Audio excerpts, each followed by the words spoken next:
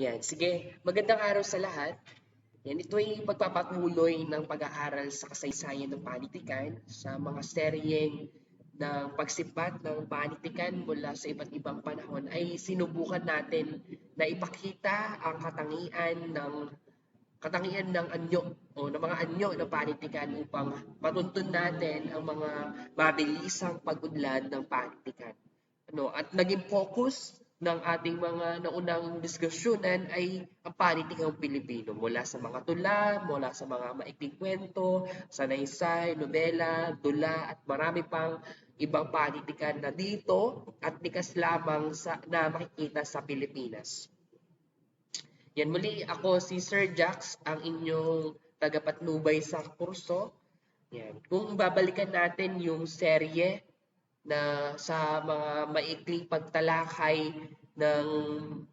maikling pagtalakay sa kasaysayan ng literaturang Filipino sa iba't ibang panahon, kung sa panahon ng bago dumating ang Kastila o sa panahon ng pre-colonial, na sinasabi na may sarili na tayong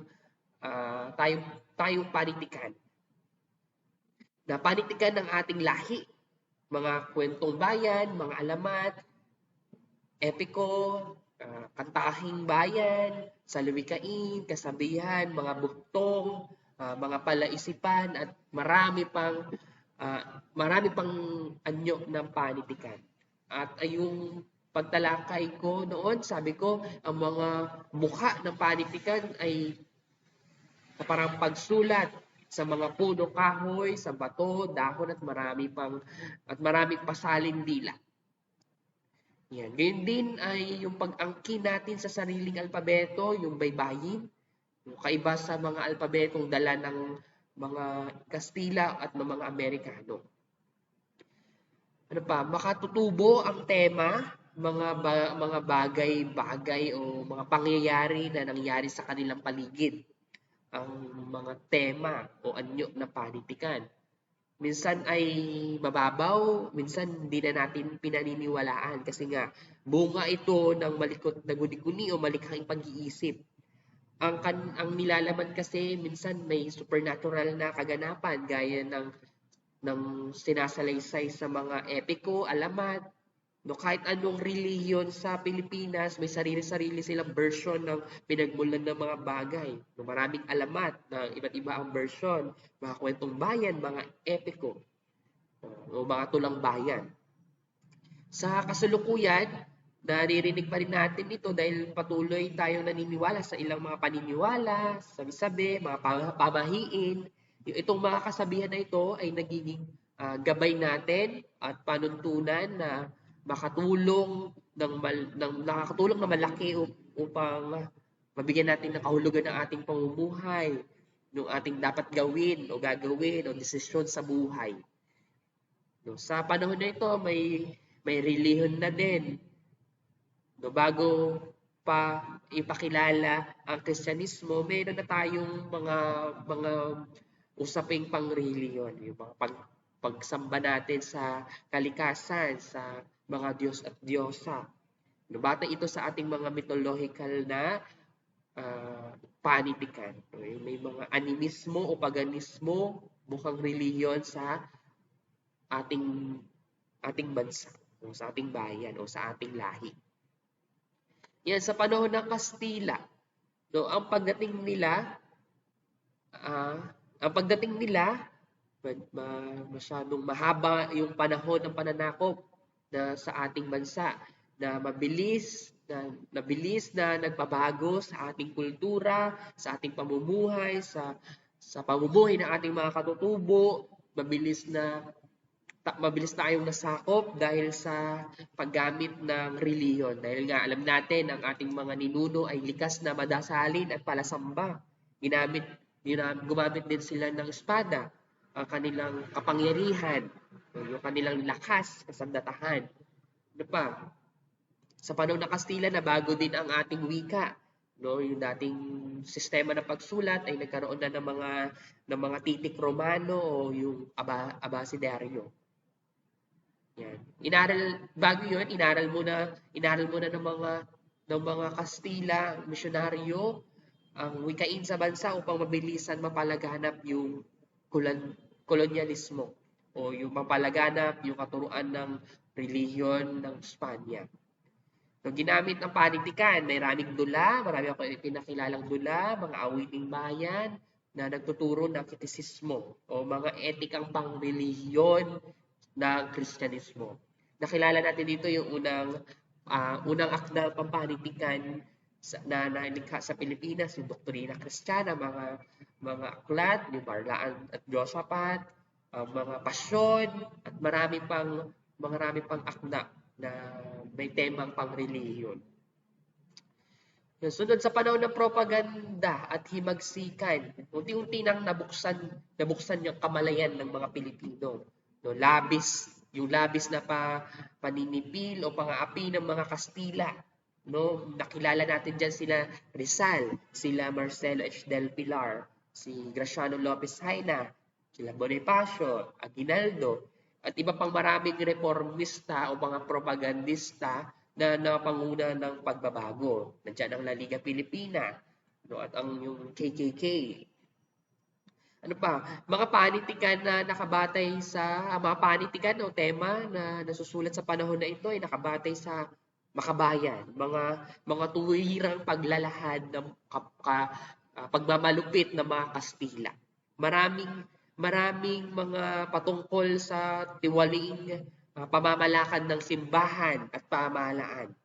Ang mga tema ay ukol sa karapatang pantao, kalayaan at iba pang pagpapahalaga sa moral at may espiritu ng maka-Pilipino na may hangarin na malaking pagbabago.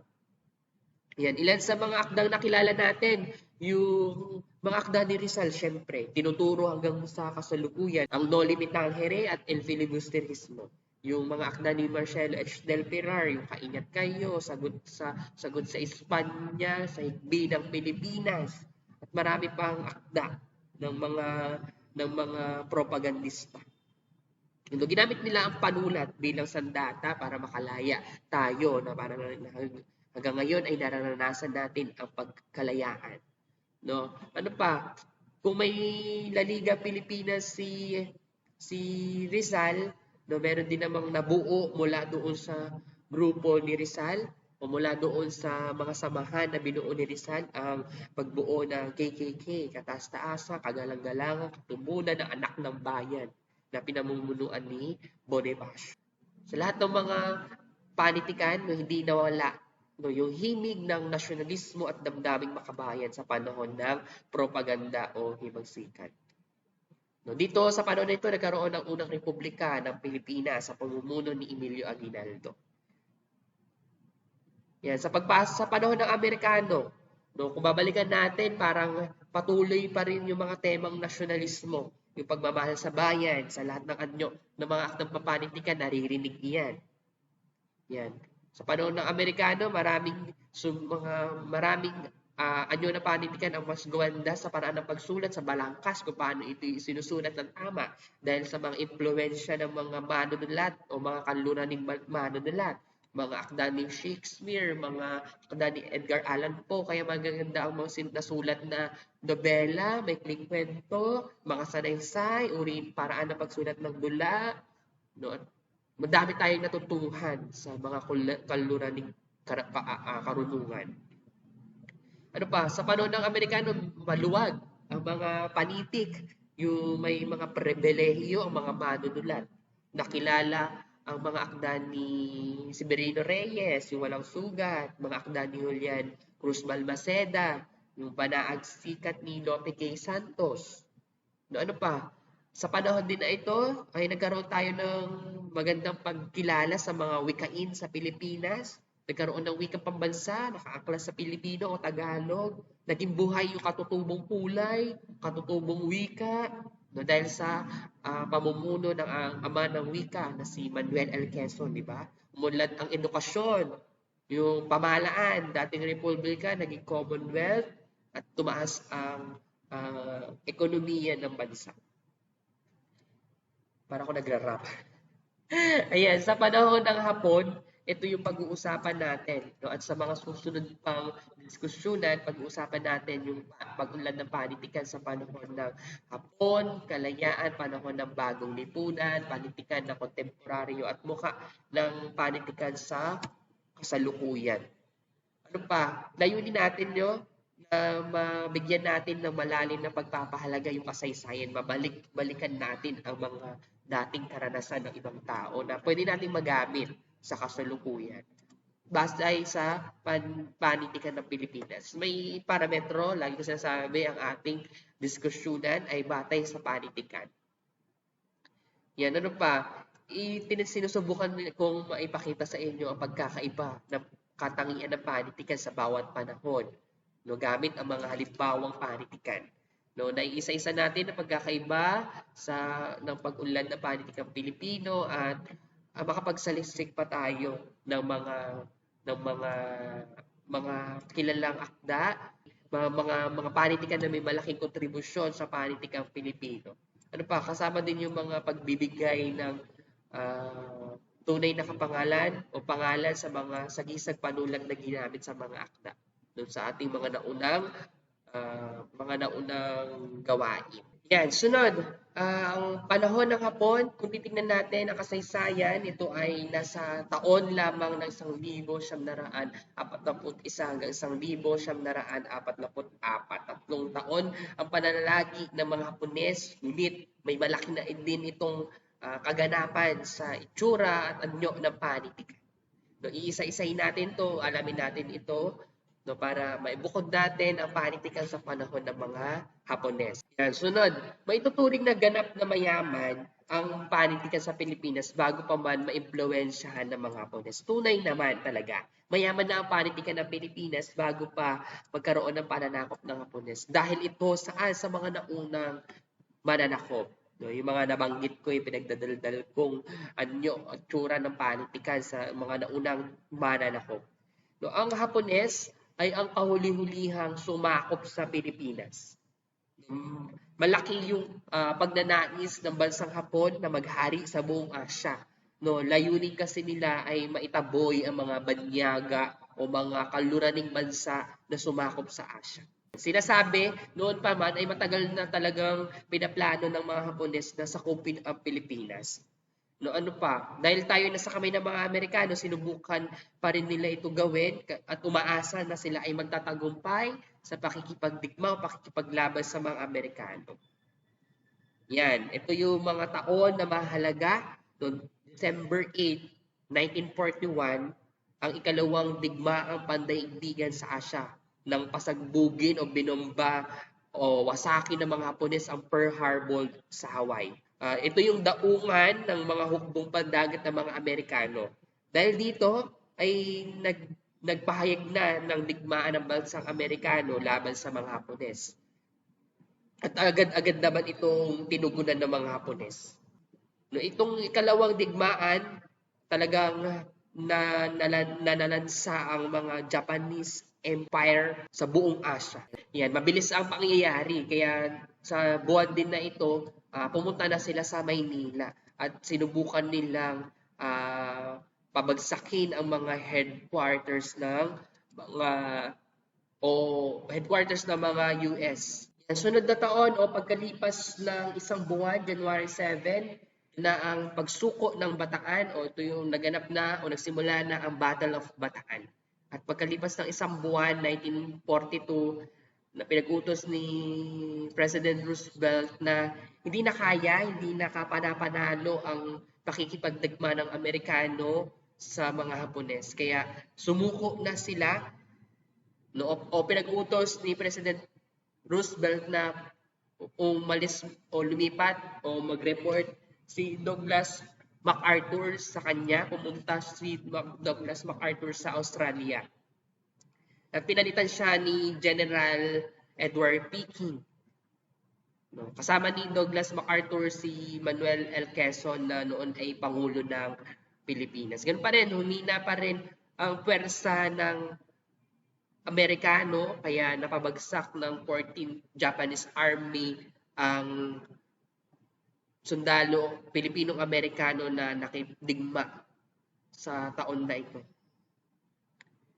Yan, ayan. Ito na ang pinakamalaking US surrender sa kasaysayan. April 9, 1942, sumuko na ang mga Amerikano sa Hapones.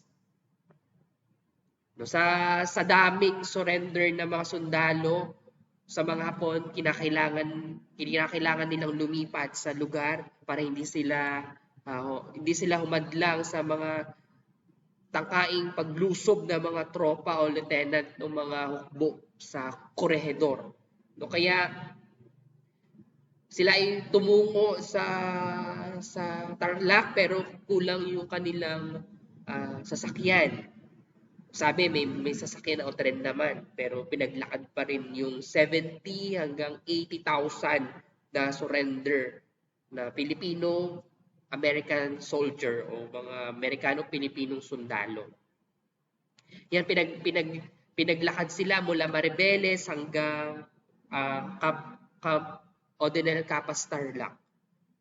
Yan. Ang paglalakad nila ay tumagal ng 6 na araw. Yan. Sa loob ng 6 na araw na iyon, maraming karanasan ng mga sundalo. No, nandiyan yung di sila kumakain, di sila pinapakain, pinaparusahan pa sila, binabayonete pa sila.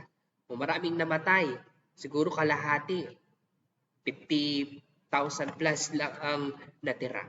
No, maraming pinapalo tuwing nagpapahinga, binibilad sila sa araw. Yung mga di sumusunod, tinatali yung leeg at paa at papaanda rin yung sasakyan, parang itatali sa sasakyan, papaanda rin. Yun lamang ay mga kalunos-lunos na kaganapan ng mga Pilipino-American na sundalo. Kaya iba ay namatay na lang sa sakit. Itong pangyayari na ito ay talagang kalagim-lagim na mga karanasan sa kasaysayan, hindi lang sa Pilipinas, sa buong mundo. Kaya di lang sa Pilipinas, pinaparangalan yung mga sundalo o mga sundalo kabilang sa Death March. Sa Amerika, sila ay pinaparangalan o kinikilala pa rin ng kanilang kabayanihan. Yun lamang ay mga ilan na kalap kong detalye. Kung magkulang man, tanong nyo na lang sa AP teachers. Yan, ito yung actual footage ng huling sinabi ni Douglas MacArthur bago siya. I said to the people of the Philippines whence I came, I shall return. Bumalik kaya si Douglas MacArthur? Siyempre alam niyo na ang sagot. Sa mga susunod na talakayan, malalaman natin ano nangyari sa pagbalik, yung comeback ni Douglas MacArthur. Yan, sa panahon na ito ay nabago ang pamamaraan o pamumuno sa pamahalaan ng Pilipinas. Matapos ang Commonwealth ni Manuel L. Quezon, ito ay sinundan ng tinatawag na Philippine Puppet Government. Kasi nga, sunod-sunod na tayo sa pamamalakad ng mga Hapones. Ito yung ikalawang republika. Ang unang republika ay sa panahon ni Emilio Aguinaldo, panahon ng propagandista. Yan, September 7, 1943, naupo si Jose P. Laurel bilang ikatlong pangulo o ikalawang pangulo ng Republika ng Pilipinas. Sa kanya panunungkulan, may pinatupad siyang batas na may mataas na pagpapahalaga sa wikang Tagalog at tinawag niya itong Pilipinasyon o Pilipinismo. Dito sa bawat kalsada may nakita ka mga salitang Tagalog. Yan, ginamit ang wikang Tagalog sa pagtuturo ng wika sa mga paaralan, sa kolehiyo hanggang sa mababang antas hanggang universidad. May mga batas na umiiral doon para sa pagpapahalaga sa wikang Pilipino. Kaya ang mga wikang pambansa noon sa panahon ng Hapones ay Tagalog at Hapon. Pero focus sa sariling wika natin. No? At yung impluwensya ng Nepongo ay hindi ganun kalala sa alpabetong Filipino kasi napakalayo na pa. Hindi gaya ng panahon ng Kastila, yung wikang Kastila, may malaking impluwensya talaga sa alpabetong Filipino sa mga wikang umiiral ngayon sa kasalukuyan at yung wikang Ingles. Yan. Sunod, sa bahagi na to, titingnan natin ano yung naging itsura ng panitikan o naging katangian ng panitikan sa panahon ng Hapones. Sabi kanina, mayaman na ang panitikan bago pa ang Hapones. Tama iyon. No, mas pinaunlad lang ang panitikan sa panahon na ito. No, nagpatuloy ang damdaming makabayan dahil sa mga nagdaang kaguluhan, pananakop, no, may mga usapin pa rin o mga panitikan pa rin na may mga temang makabayan o may mga temang hangarin ay pagbabago o may diwang maka-Pilipino. Pero limitado. No, ayaw ng mga Hapones na makakabasa na ang mga Pilipino hindi nagiging malaya sa mga Hapones. No, kundi kung iyon ang nakikita nilang mga panitikan, pipigilan nila ito, sasunugin at papahuli ang mga manunlat. Yan. Para makaiwas ang mga manunlat sa kapahamakan, ang naging focus na kanilang mga tema sa kanilang isinusulat na akda ay patungkol sa kalinangan o kultura ng Pilipinas.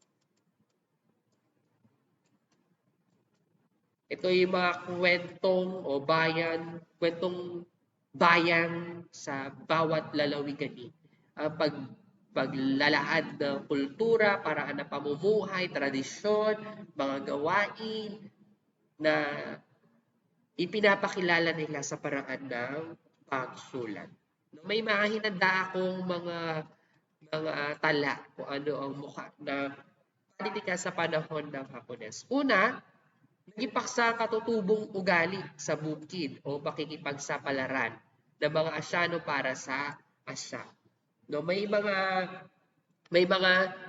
kwento o panitikan na naglarawan ano ang buhay sa bukid. Pag sinabi buhay sa bukid, yung mga simpleng pamumuhay ng mga magsasaka, ng mga Pilipino noon, na ang pangunahing trabaho ay pamumukid, pangingisda, yan, o mga gawaing agrikultura. Ano pa, dahil tayo ay naglalarawan ng kultura, nagiging malaki yung perspective o yung pananaw sa kultura, hindi lang sa Pilipinas, kundi yung mga kultura sa kalapit na bansa. Muna nilang iugnay ang mga kultura ng Hapones sa Pilipinas. Yan, naging malaya ang lahat ng manunulat pagdating sa forma. Ito yung pagbuhay sa pre-verse, lalo na sa pagsulat ng tula. Kung dati karaniwan lang sumusunod sa tugma, sukat, ay ngayon malaya na ang paraan ng pagsulat. Sa moderno panahon, mas naging malaya o tuluyan ang pagsulat ng mga tula.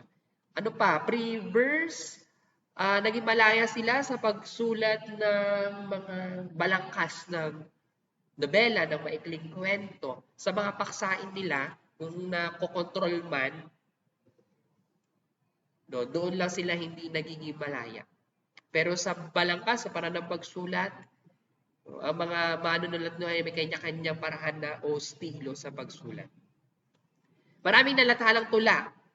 No, mga kwentong bayan, mga lathalain o sanaysay sa Nipongo. Kaya may mga manunulat na inaral ang wika Hapon kasi ito ay ginagamit din sa transaksyon. At yung mga paksain ay pawang pumupuri sa kadakilaan ng mga Hapones. Kahit na hindi talaga o parang magiging scripted yung panitikan. Yun yung gustong nababasa ng mga Hapon sa pagdating sa pagsulat. Pinagbawal ang wikang Ingles. Bawal ang impluwensya ng Amerikano. Yan, kaya yung mga sumusulat sa Ingles ay napigilan. Pero mamaya may mga English pa rin ang nakasalusot. Pero bawal sumulat ng Ingles.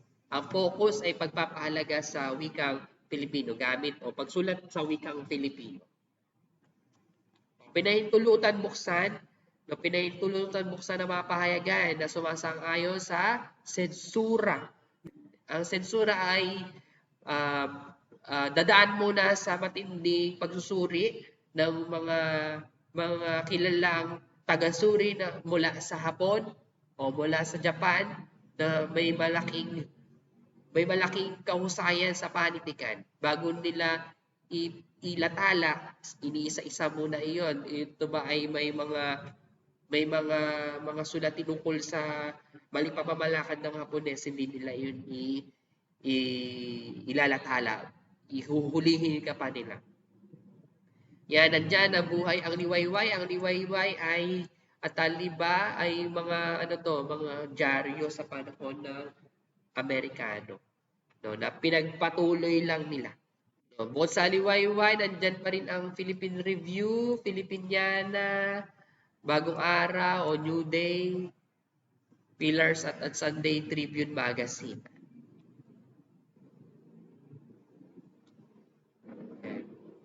Si Kenichi Ishikawa, siya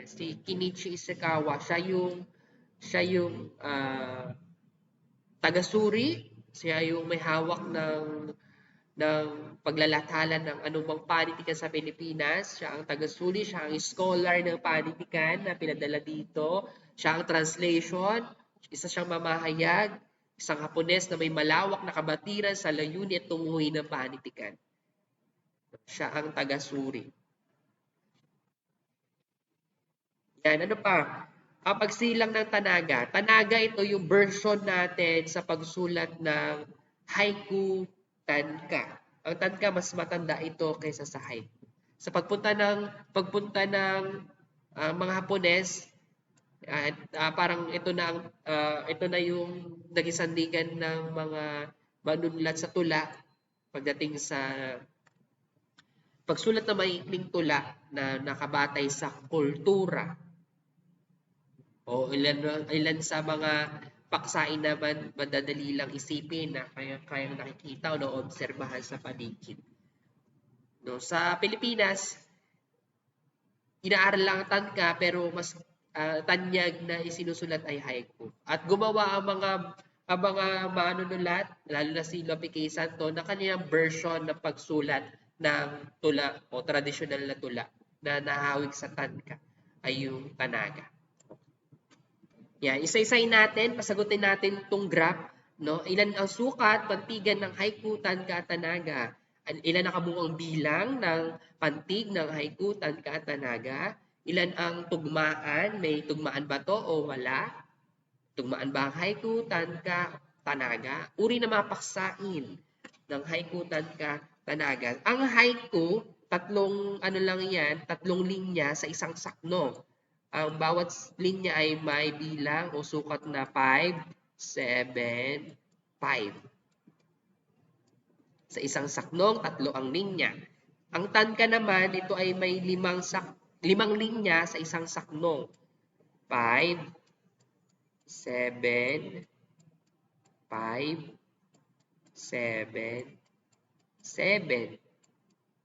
Ang tanaga ay may 4 na linya sa isang saknong, 7, 7, 7, 7. O, i-add lang natin to para makuha ang kabuuang bilang. 17, 31, 28. May ano ba to? Bilang o may tugmaan ba to o wala? Ang traditional na haiku at tanka, wala. Ito, wala. Walang bilang. Ganun din ang tanka. Walang bilang ito. Ang tanaga ay may tugmaan, isahan. Yan, balik tayo. Sa pagdating naman sa mga uri ng paksain, ang haiku ay kadalasan ay patungkol sa kalikasan, sa bayan, sa pag-ibig, sa pananampalataya. Ang mga tanka, ay mga paksain dito ay tungkol sa mga pagbabago, pag-ibig, sa bayan, sa pagkakaisa. Ang tanaga, dahil ito ay tubong maka-Pilipino, tubong Pilipinas, kadalasan dito ay may mga paksain tungkol sa kalikasan, sa katutubong kulay, pag-ibig. Yan. Sunod, Yan, ang panahon na ito ay tinuturing na gintong panahon ng maikling kwento. Dahil maraming mga maikling kwento ang nakilala, dahil maraming ito yung pinakamadali na isulat sa panahon na ito dahil una may problema kasi sa paglalathala. May kakulangan sila sa pera lalo na kung ang mga bayarin o pambili ng mga papel na gagamitin. No, kaya ang mga daglian mas nakilala, mas nabigyan ng magandang balangkas. Maraming sumusulat ng maikling kwento at kahit yung mga mag-aaral ay sumusulat ng maikling kwento. Itinuturing na ang panahon ng Hapon ay gintong panahon ng maikling kwento pero may mga ilan na ito ay gintong panahon ng panitikan kasi mas buhay at makapilipino. Yan, sunod, may dula ba sa panahon ng Hapones? Meron. Ang nangyari lang, ang mga dulang sumikat sa panahon ng Kastila ay nangyayari na lang tuwing piyesta. Gaya ngayon, yung napapanood nating Sinakulo, Panuluyan, Pagubunyi, Tibag, mga dulang may kinalaman sa buhay ni Jesucristo ay nangyayari na lang tuwing piyesta o mahal na araw. May mga pagtatanghal noon pero hindi ganoon kabibigat, mga pagtatanghal pang aliw lang. Na nandyan ang vaudeville o parang Broadway style o musical play, yung komedya, puro kakatatawanan, may mga sakitan, pagpapatawa, marami ding mga awit na nakilala sa panahon ng ng Hapones.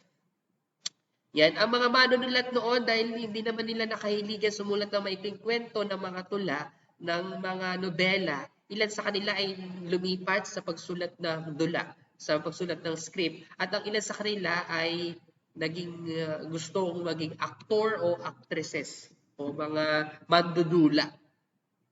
Yan, tinangkilik yung mga ganitong palabas dahil sa panahon ng Hapon ay limitado yung pelikula, yung mga pagtatanghal mula sa dayuhan. No, kaya ilan lang, kung magkaroon man ng mga pelikula o mga pinilakang tabi sa Pilipinas ay limitado lang. No, at bawal sila magpalabas ng may kinalaman sa pagbabalupit ng mga Hapones. Ano pa, may mga panooran pa rin naman dati, kaso limitado lang, 2 p.m. to 6 p.m. lang yung mga sinehan. Kasi nga may sensura. No, ano pa, mas dumami yung mga grupo, aktibong grupo sa dulaan. Kaya sa panahon ng kalayaan, mas binigyan pansin ito ng mga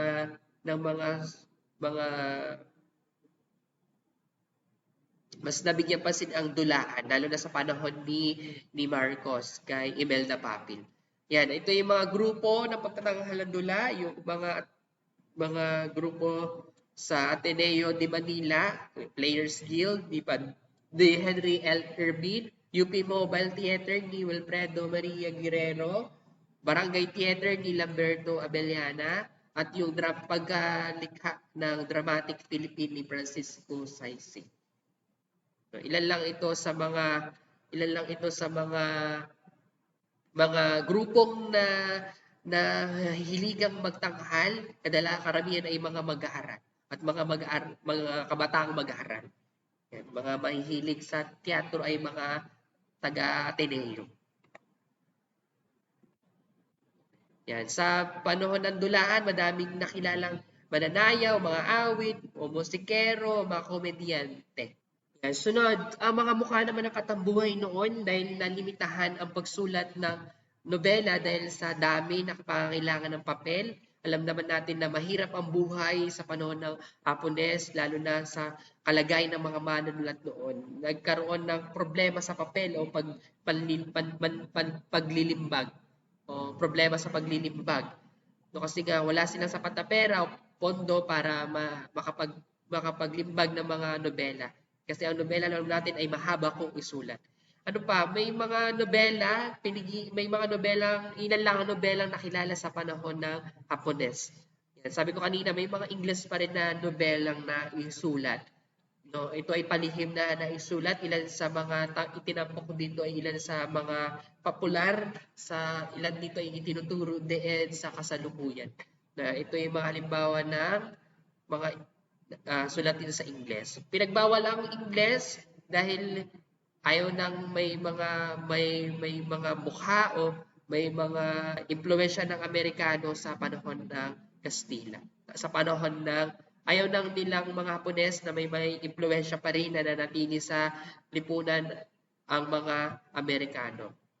Pero may mga palihim pa rin sumusulat sa Ingles. Kasi bakit sila sumusulat sa Ingles? Dahil nakahiligan na ito. May mga makata naglaan ng panahon para o mga manunulat na naglaan ng panahon para sumulat ng panitikan sa wikang Ingles. Ilan sa mga naitampok na nobelang akda na sulat sa Ingles ay ito, How My Brother Leon Brought Home a Wife ni Manuel A. Aguila.